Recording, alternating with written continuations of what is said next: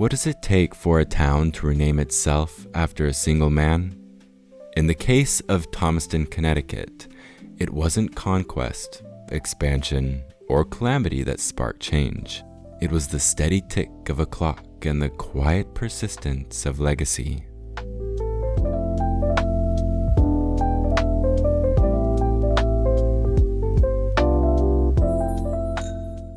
Once known as Plymouth Hollow, the town rested quietly in the folds of Litchfield County, unremarkable but full of potential. That potential found its pulse in Seth Thomas, a clockmaker whose name would come to measure more than hours. It would measure the spirit of a place. In 1810, after purchasing Ellie Terry's clock business, Thomas planted the seeds of transformation.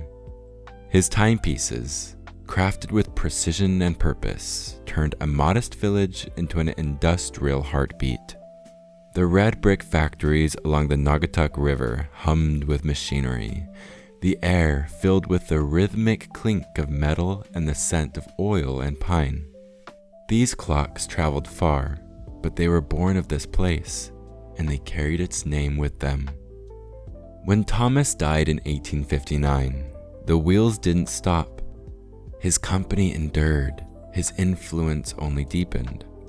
And by 1875, the townspeople decided that the old name no longer fit. Plymouth Hollow became Thomaston, not by spectacle, but by choice. There's no surviving record of the day it changed, no mention of weather or parade, no gathering etched into newspaper ink. If there was a celebration, time has swallowed it, but the gesture itself was lasting. It solved the practical headache of postal confusion with neighboring Plymouth. Yes, but more than that, it carved identity with legacy. Changing a town's name isn't simple.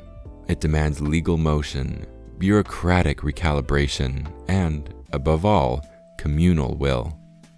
Yet for Thomaston, the change felt organic, as if the town had always been waiting for its true name to arrive. Today, the original Seth Thomas clock factory still stands, its worn bricks catching the light like relics of a bygone rhythm. The clang of industry may have faded, but the name endures, chiseled into signposts and stitched into memory. Thomaston is more than a tribute, it's a testament.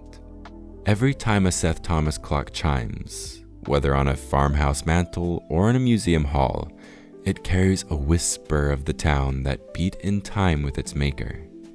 It reminds us that sometimes the measure of a man is not only what he builds, but what refuses to be forgotten.